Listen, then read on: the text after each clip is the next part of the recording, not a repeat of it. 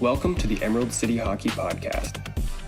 Join RJ and Dylan as they discuss each week's Seattle Kraken news and top stories from around the league.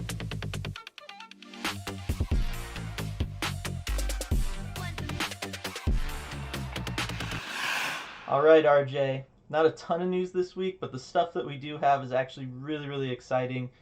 I really want to dig into all the stuff you found out while you were there at the opening of the Kraken's practice facility. But first, I just think we got to start with the fact that we have now seen Seattle Kraken players on the ice playing hockey. Yes, it was a scrimmage and they weren't going full speed or anything, but they are on the ice in Seattle. It's happening. What did you think about it? Yeah, we've seen a lot of milestones, coming up, and this one was a pretty exciting one that kind of had more of an almost emotional impact than I thought it would. There are certain things, you see the jerseys, but seeing actual Kraken players on the ice playing hockey, it's just incredible to see. And I know we're going to see a lot more of it, but wow, to see them kind of working together and making passes and just this is the team. They're real. Yeah, no, it was really exciting for me too. Again, this was the moment that, we've been waiting for. You and I have been talking about it. It was never going to fully seem real until we saw players in jerseys, which we did at the expansion draft, and then once we saw players on the ice, which we have now seen. So, RJ, real quick, obviously we didn't get a ton of footage and all of that stuff to dissect and really break it all down, but did you notice anything from the brief clips that we did get? Yeah, and it comes with the caveat that, again, they're not going full speed, as you mentioned, and they're just kind of trying to get to know each other and passing around. But my biggest takeaway was seeing Alex Wennberg, and I was impressed with what I saw. He made a couple really nice cross-ice passes in the little video clips that I saw, and it kind of speaks to his vision and it's kind of the playmaking ability that we're going to see from him. Now, Wennberg might be one of the most important players for the Kraken early on because he's going to be counted on to be a top six center, as Ron Francis has said. And being a top six center requires being a good playmaker, using your wingers to create offense, and kind of having that vision to make passes. So it's a very small sample size, but seeing that from him early on was a very good sign. It was something that kind of, jumped out to me that I definitely noticed. Yeah, he's based off of both clips that I saw, he's the guy that stands out for sure. Yeah, and I'll talk real quick. I was trying to pay attention, see what like the lines kind of were, see who was playing with who. For Wennberg, both times the guys that he was playing with, it was Nate Bastian and Alex True, which was a little surprising to me because we, generally we're thinking they're going to be more depth players for them. Maybe not up in the top six the way Wennberg most likely will be, but he looked good with them. He was making plays with them, so I thought that was interesting. On the back end, we saw Jamie Alexiak with Hayden Fleury. So that was one of the things you and I had talked about briefly at some point. Again, there's just all these tall defensemen, just sticking them all together. It's just, it's just wild to see. And then the other defensive pairing that I was able to kind of see play together a little bit was Adam Larson with Connor Carrick. So that one was a little interesting to me too. Not sure that we'll see that maybe in the regular season. And again, I don't know how they were determining any of these lines or pairings or anything like that. I'm sure it's just like a loose scrimmage, like anytime you and I are playing, just friends out on the ice or whatever. But I just thought it was worth mentioning those things, and yeah, it was just really exciting to see. And Wennberg, he looked good. Yep, you sure did. All right, so with that out of the way, let's move into the meat of this podcast, which is going to be, you telling us about the Kraken's practice facility. You were there for opening night, got to skate on the ice, you got to check out some of the stuff behind the scenes. So I'm going to kind of turn it over to you and let you kind of take us on a little audio tour of the place, if you will. That's right. So on Thursday, I got to check out the Kraken Community Iceplex. It was an early viewing type of night for the Depths members, which we did sign up for, kind of show the fans, what you get for the experience, and that was, of course, part of it. And man, it is an $80 million brand new state-of-the-art training facility, and it certainly looked the part. And it was just really cool to finally see the place that's really going to serve as a hub for hockey and other ice sports in the area too. It's going to be a big kind of coming together place, and it's got community in the name, and I think that's definitely something they kind of wanted to show off there. But it is a 3-rink complex. All of the rinks have sponsored names, but they do have numbers, which is helpful once you see some of the names. So I'll start with Rink 1, which is the Starbucks rink. That is the main practice rink for the Kraken. The ice surface, the boards, the benches, everything is pretty much an exact replica of the rink that will be at Climate Pledge Arena. So it gives that very true to life practice environment for the team. Behind the benches is a big door, and that leads to the Kraken's private locker room in the facility. I did get to skate on this rink on Thursday, and it is so nice. The ice felt perfect. The boards, the glass, everything was brand new. And I did like the big screen up on the wall by the near goal side. I'm told it's a 32-foot screen. The significance of that number, there's a lot of 32 at play in the facility, but I'm told it's a 32-foot screen. Looks amazing. There's a pretty big bleacher section where people can watch. So for Kraken practices, training camp and such, that's where people are going to be watching it from.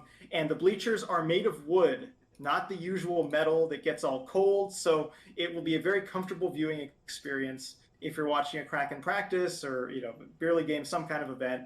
And actually, that reminds me, another thing I noticed is it wasn't all that cold in the facility. It was a nice, pretty comfortable temperature.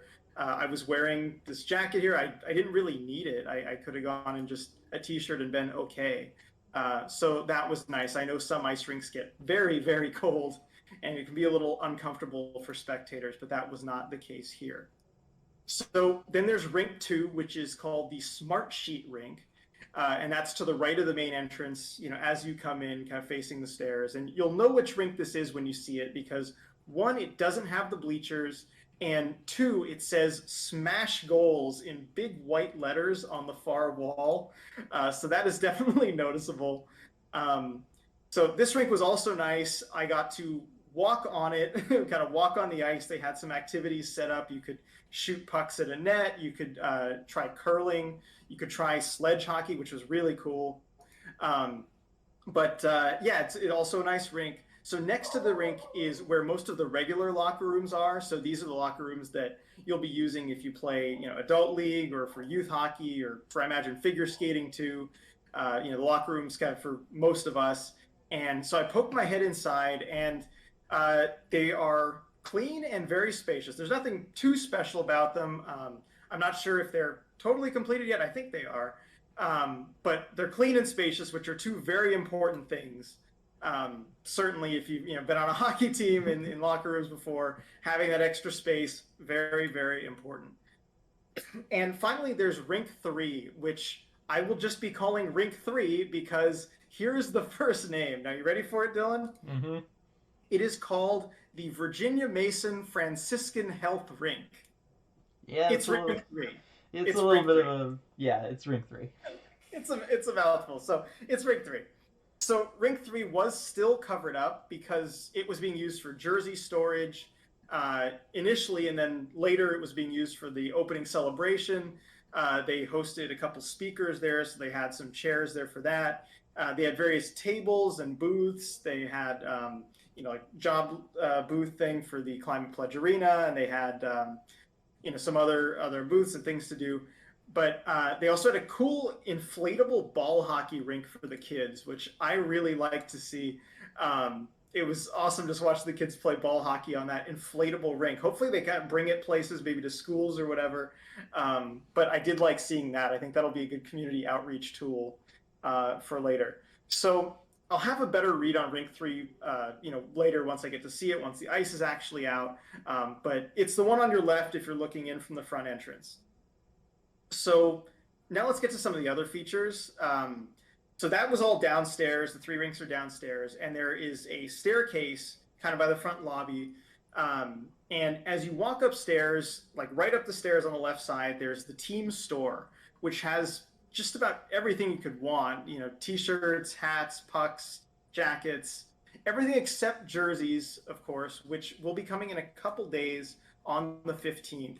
But the team store was pretty big, even though it was always crowded. There were lots of people in it, but it still had plenty of room. And yeah, it's a team store pretty similar to the ones that if you've been to either of the other 2 team stores. Across from that is the Starbucks community store, which to me just kind of looks like a Starbucks. It's got all the coffee equipment. I am not a coffee person. I'm not a coffee aficionado, so it just looks like a regular Starbucks to me. Maybe there's something cool or different about it that people who like coffee would notice. But yeah, it's just there across from the team store. It wasn't open when I was there yet, so that might also be a part of it. It was unmanned. It was just there. So we'll see what it looks like when it is finally open. Further down that upstairs hallway, you get to the 32 Bar and Grill, which I was really excited to see because that's going to be one of the places that I think people spend most of their time there at the Iceplex when they're not playing or any of that. There's going to be watch parties, all that kind of stuff. But it is still very much under construction. It did not look even close to ready.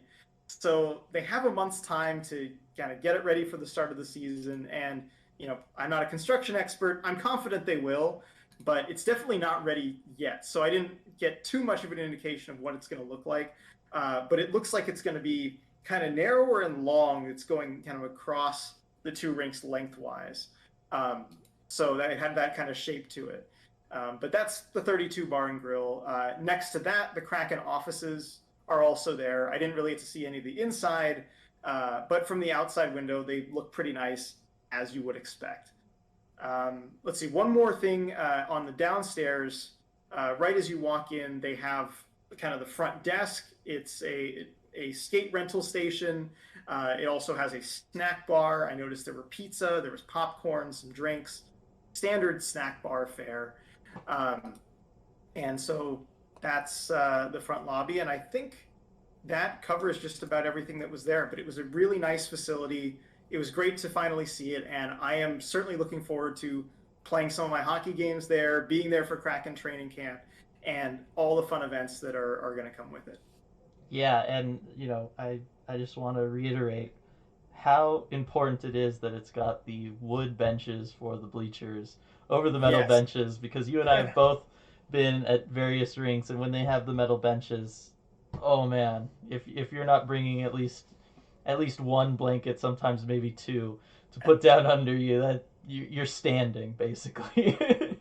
Absolutely. And you as the former WHL scout would know that better than anyone. Right. So I was just going to kind of talk about that. So you and I, whether it's because we were playing youth or adult rec league stuff, or me with the scouting, you and I have been to many different rinks, many different practice facilities, certainly down in California. I know I've been to all the California teams' practice facilities, but I think the one that you and I would be most familiar with is probably Sharks Ice. You and I both played there. Granted, it was separated by about 22 years. Me when I was very, very young, and you as an adult. But that was also the one that you and I kind of talked about seems the most similar to this, right? You got the multiple rinks set up. You have, in San Jose, you have Stanley's up top where you can kind of view some of the rinks. Here you have the 32 Bar and Grill. So did it still feel very similar to Sharks Ice? Totally different? Did it just feel like a nice upgraded version of it? Yeah, it's a good question. And I think the layout felt kind of similar. Obviously, being a multi-rink complex, you're going to have it kind of laid out in a similar way. Sharks Ice, I believe, is 5 rinks. I think they're building a 6th, and this one is only 3. So it definitely had a smaller feel to it. But one thing I did prefer, obviously it's brand new, so it's going to it's going to have a better feel to it that way. But I also just like some of the interior design choices a bit more. That dark blue that's in the Kraken color set just looks really nice. At Shark's Ice, it's a lot of just white or metal or that kind of thing, where it's okay, but it doesn't have that kind of cozier feel that the Kraken Community Iceplex has. Also, I like a lot of wood used in the designs. That's more of a thing I think you do, in the Pacific Northwest. Maybe it wouldn't even really fit in San Jose, but I really just like that aesthetic, that kind of look better. And so definitely had kind of more of a cozy look to it. But as far as the layout, it did feel like almost a smaller version of Shark's Ice. Awesome. All right, and so of course training camp starts a little bit later in September 23rd. You have a little bit of an update for us about the viewing of said training camp. Why don't you let us know about that? So the Kraken did provide an update on their training camp. So as previously reported, it will start September 23rd. That hasn't changed. But what the team did announce is their attendance policy. So training camp will be open only to those who have the Depths membership. So as we mentioned earlier, the Depths is kind of a team membership for the Kraken. It costs $90 a year. I go into a little more detail about it on, I think it's the latest video on our YouTube channel where I do an unboxing for the member gift. Check that out. If you're thinking about subscribing to the Depths, it comes with a lot of perks, and of course, this is one of them: being able to see training camp. Now, it is a little unfortunate that it's not able to be this kind of open thing to everyone. I understand that they're necessarily going to have to limit attendance. Like looking at the bleachers, it's a fairly big bleacher section, but I can't imagine that everybody who would want to come, would be able to fit there in that rink. So I understand having to limit it that way. So I guess that makes sense. The other part of that is that everyone who is 12 and older will have to provide proof of vaccination to attend. So keep that in mind if you are planning to go. Yeah, it's I do understand it. As you said, you got to limit attendance just because of space. If anything, right? You can't fit everybody there. But it is it is a little unfortunate that it feels like it's kind of behind a paywall, so to speak. Right. Hopefully practices aren't going to be like that. I don't think they've said that they are. Um, I don't think they've really said anything about the viewing experience for practices yet, but it did sound like they were going to be open. So, yeah, you might miss out on training camp, but there's going to be a lot of regular season. There's going to be a lot of practices and a lot of opportunity to go and see the Kraken at this facility. Couple, quick hits. Also dealing with the Kraken this week. I'll go ahead and start with they released who their helmet sponsors were going to be. It's essentially one sponsorship with Amazon. The black or the dark blue home helmets are going to have the Amazon smile logo on them, and the away helmets are going to have Climate Pledge on there. Now you and I really like the Amazon Smile helmet because it's just so you know non-invasive with the logo. Yeah. It's just on there and you see it, yes, but it's not going to draw your eye from anything. You're not going to be like squinting trying to read it as the players are moving on TV or something, right? It's not going to distract you from anything. So you and I both appreciate that. Anything else you want to say about those? Or Yeah, when it comes to these ads, non-invasive is the very best thing you can get. Basically, non-invasive is the number one thing you're looking for, and I think that Amazon Smile especially fits the bill. It's just white on the dark blue helmet, and the Climate Pledge matches the team colors. From what I can tell, it's just that Kraken dark blue. It's going to match the colors of the uniform. It's not going to stand out too much, thankfully. yeah, appreciative of that too. And then the other thing we got was a sneak peek at Philip Grubauer's pads and helmet mask design. So, what did you think of that, RJ? Yeah, that was cool to see. It was after Grubauer did that captain scrimmage where we saw him on the ice for the first time. On his Instagram, he posted kind of a closer look at his mask, at his pads, which we did also see on the ice. The pad design, I am a fan of it. It's simple. It just uses the two main colors. I like that, and it's kind of what he's gone with so far in his career. He's never been one to do anything too complicated with the pads, and I'm okay with that. I know some people were hoping for some kind of complicated tentacle design or something like that. I do hope one of the goalies goes with that, some kind of tentacles or whatever. There's a lot you can do as far as the Kraken with that, but I like Grubauer's pads. And as for the mask, I think it looks really sharp. It's got some kind of details on the side where you have hidden elements on it. You've got the two big S logos on either side, and I like the texturing there.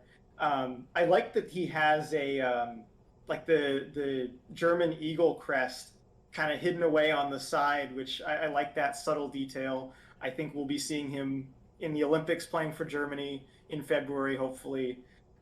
So I like that he put it there. I think most goalies would put something like that on the back of the mask, but I like that he kind of snuck it in there. Yeah, I like that too. As far as the mask went, I thought that's where we might see some more kind of tentacle elements of the Kraken, maybe some more nautical elements thrown in there. Um, it's maybe a little straightforward, but at the same time, it's very much a Seattle Kraken mask, and it does look really good. The colors work really well. Where the red eyes are from the main S logo for them look really cool. I think those are going to be intimidating to shooters. Um, as far as the pads go, I'm not a huge fan of white pads, majority white pads. I never have been. I've always liked when guys get a little more creative with color schemes. That said, I do like this. I think that the cool blue, the lighter blue that the Kraken used looks really, really good on these pads. And yes, I understand some people may be upset that there's not a more intricate design, but I also think that, you know, didn't exactly have a ton of time to put all this together, both from a mask standpoint and certainly from a pad design standpoint. He signed with the team at the start of free agency. It wasn't that long ago. You're talking about like a month really before he needs this equipment. So Mm-hmm. I think some of that stuff might be stuff that we just see next season. Going into next season when the Kraken players, they know they're going to be on this team and they have a full off season to kind of look into some of that kind of stuff. So uh, but otherwise, I think it's really solid. Again, it was just exciting to see him out there wearing this stuff, stopping pucks. It's it's just getting me so excited. I just can't wait for the season to start in a month. We're almost there, RJ. That's true. That's true. We're less than a month away. I am so excited. Yeah. That's going to do it for us this week, though, for the podcast. It was a short but sweet episode, but, a lot of exciting stuff for the Kraken. As always, you can follow along with all of our stuff on our website, emeraldcityhockey.com. Follow us on Twitter and Instagram, EmeraldCityHKY. And, we're going to see you all next week.